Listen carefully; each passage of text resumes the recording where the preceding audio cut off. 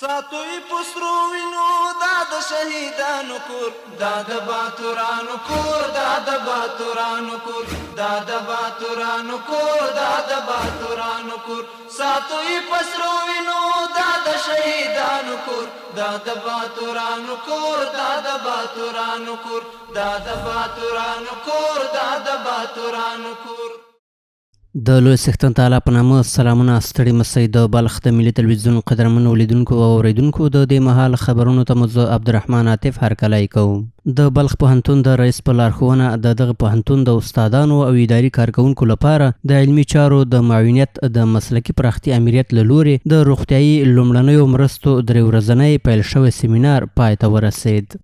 په بلخ پوهنتون کې د روغتیایي لومړنیو مرستو په اړه پیل شوی سیمینار پای ته ورسید. دا سیمینار د روغتیایي لومړنیو مرستو په برخه کې د استادانو او اداري کارکوونکو د علمي او عملي ظرفیت د لوړولو په موخه په لاره اچول شوی و چې د دویمې ورځې په ترڅ کې د بلخ پوهنتون د طب پوهنځي استاد ډاکټر پوهندوی نعمت الله او د تدریسي روغتون ډاکټر ولید غفوري د مهمو روغتیایي موضوعاتو په اړه لکه پانسومان، د ټپونو ډولونه، د وینې بهیدنې پر مهال لومړني اقدامات او د هډوکو د ماتیدلو په اړه هر اړخیزه او مسلکي معلومات وړاندې کړل. ویناوالو د لومړنیو مرستو اساسي اصول تشریح کړل او د پیښو او بیړنیو روغتیایي حالتونو پر مهال د چټکو او اړینو اقداماتو پر اهمیت یې ټینګار وکړ او خپل عملي تجربې له ګډونوالو سره شریکې کړې. د سیمینار ګډونوالو د دویمې ورځې له تعلیمي محتوا څخه خوښي څرګنده کړه او د داسې روزنیزو پروګرامونو ترسره کېدل د همدردۍ پر وخت د همکارۍ او د انسانانو د ژوند ژغورنې په ځانګړي ډول په اسلامي ټولنه کې ډیر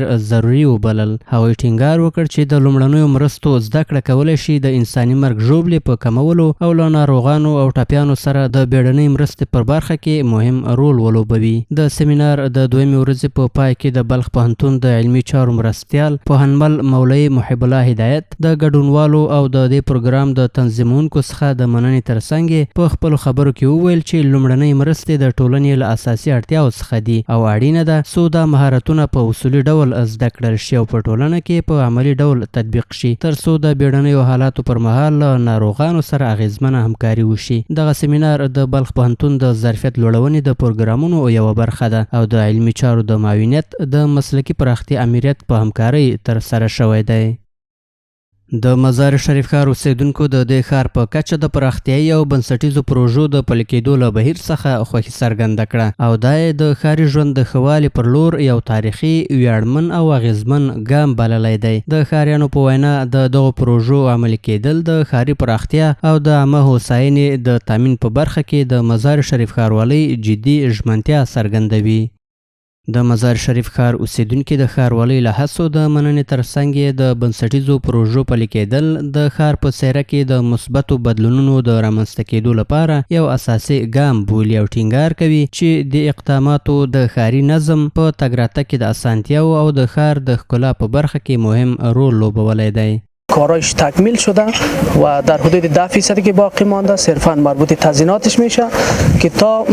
2 ماه آینده انشالله که تکمیل میشه. په همدې حال کې د مزار شریف ښار یو شمېر مهمې څلورلارې او چوکونه د ښاروالۍ د معیاري طرحې او ساختماني ډیزاین له مخې جوړ شوي او یا هم د جوړېدو په حال کې دي چې دغه بدلونونه نه یوازې د ترافیکي وضعیت د ښه والي لامل شوی بلکې د مزار شریف ښاري څیره هم په څرګند ډول بدله کړې ده. همین چوک نمای منطقه را بسیار خوبیش کرده. پیش از که بود یک چوک خراب بود، فعلا هم شاروال صاحب همین کارا را کرده، فعلا دمیجا بسیار یک نمای خوب شده. خدا خیلی آبادیام شده. چون مزین بالایش هم خیر شده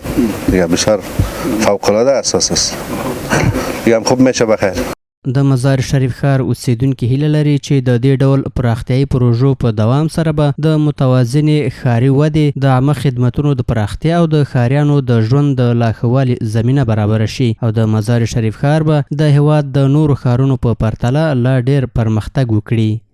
د مزار شریف ښار یو شمېر اوسیدونکي د افغانستان د اسلامي امارت له مسؤلینو په ځانګړي ډول د ټولګټو چارو له وزارت څخه غواړي چې د لازمو اسانتیاو د رامنځته کولو او د خلکو ټولنیزو ستونزو ته په کتو دي د وروستۍ واورې له امله د سالنګ لویې لارې د بندښت ستونزه حل کړي. د مزار شریف ښار اوسیدونکي د اسلامي امارت د ټولګټو چارو وزارت له مسؤلینو څخه غوښتنه کوي چې د سالنګ په لویه لاره کې د خلکو ستونزو ته جدي پاملرنه وکړي. د هغوی په وینا د دې لارې خلاصون او غوره مدیریت کولی شي د موټرو د تګ راتګ ستونزې او د ژمي په ساړه موسم کې د لارې بندښت راکم کړي. باید کوشش خود بکنن که هیچ وقتی امیر مسدود نشه، برف پاک شوه. برف پاکی اونجا خب ماشینا و ویگاپا هم هست، انشالله که مشکل نیست. خب باید توجه جدی شوه به مشکلات مردم رسیدگی شوه. بنده شوه زود وانه میشه. خواهش ما مردم همی است که شکر کل وسایل همونجا موجود است، اینا میره زیر نظارت بگیره، مدیریت کنه که به هر وقت امیرا وا باشه، مردم رفت آمد خود بکنه، مالا به وقتش انتقال پیدا کنه که مردم بسیار به غربت قرار داره، که همون چیزای خوراکی و بلند نروه که یا کرایه بلند شد یا راه بند است، رسیدگی نمیتونه، یا مسافرین یک مریض داره، خدا نخواسته یک جنازه است، یک دیگه است، میره په طرف تداوی میره، اونا بعد خیلی مشکلات است. په همدې حال کې د یو ترانسپورتي شرکت مسؤل د سالنګ لویې لارې بندیدل د موټر چلونکو لپاره د ستونزو د زیاتوالي او په بازارونو کې د خوراکي توکو د بیو د لوړېدو لامل بولي. نوموړي له اسلامي امارت څخه په دې لارې د شته ستونزو د حل او د وسایطو د دوامداره تګ راتګ لپاره د اغیزمنو تدابیرو غوښتنه وکړه. راه تا که پاک شد با دوباره اعلام میده، شاید 24 ساعت یا 48 ساعت یا 36 ساعت عمیق بند میشه. نگه باز ما خواهش میکنیم از وزارت فایدامی محترم که هر چیز زودتر در این باره کوشش کنه که مال تجار، مال یک مسلمان سم صحیح به سلامت برسه. له بلې خوا د افغانستان د اسلامي امارت د ټولګټو چارو وزارت په یو خبرپاڼه کې د یو نوي میکانیزم او طرز العمل له ترتیب او پلي کېدو خبر ورکړی چې موخه د سالنګ په لویه لاره کې د ترانسپورتي وضعیت ښه والی او د شته ستونزو حل بلل شوی دی. د یادونې وړ ده چې هر کال د ژمي د سړې هوا له رارسېدو سره د نامناسبو شرایطو او د دردناکو پیښو د مخنیوي په موخه د سالنګ لویه لاره د لنډې مودې لپاره تړل کیږي چې د وضعیت له ښه کېدو وروسته بیرته پرانیستل کیږي. د بلخ د ملي تلویزیون قدرمنو لیدونکو او اوریدونکو د دې مهال خبرونه تر بیا ښه وخت د الله په امان.